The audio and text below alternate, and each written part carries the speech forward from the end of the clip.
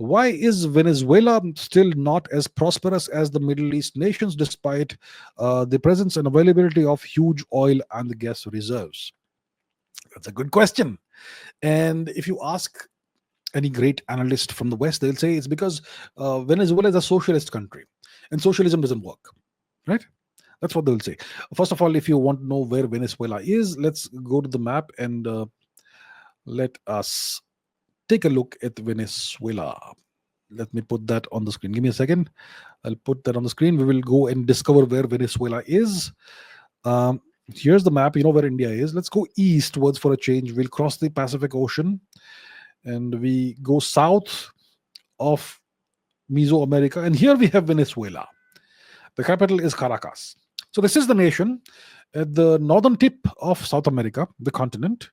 And this nation has tremendous amounts of oil and gas reserves, right?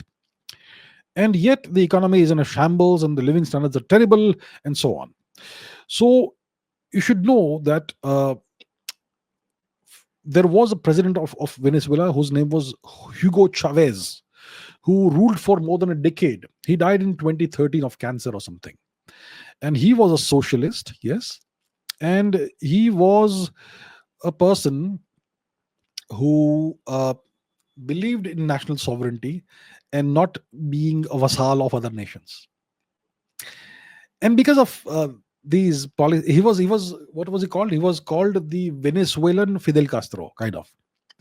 And if you know anything about Fidel Castro, is that he opposed the US, and his nation was slammed with every single sanction you can imagine, and that's why Cuba is so underdeveloped because of sanctions, completely cut off from the rest of the world. Cuba. Now, if Hugo Chavez, the president of Venezuela from whatever year until 2013, more than a decade, if he had the same policies as Castro, you can imagine that the Americans would have sanctioned Venezuela as well. And after Mr. Chavez died, his successor was Mr. Nicolas Maduro, who came to power in 2013, and he is still in power. And he has continued the same policies as Hugo Chavez.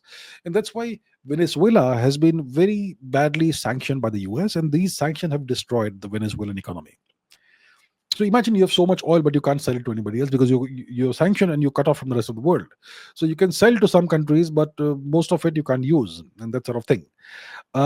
And strangely enough, after the Ukraine war started and the Americans tried to sanction Russia, they again allowed Venezuela to sell oil to the US. So it's all, it's not based on principles, it's all based on expediency. So I'll tell you why Venezuela's economy is in a shambles. It's because of Western sanctions, American sanctions. That's why the nation is in such a shambles. It's not because of socialism. I am no fan of socialism, by the way, okay? I have no great love for socialism. We know what socialism did to India. But it was not socialism that destroyed the Venezuelan economy. It was Western sanctions that did that.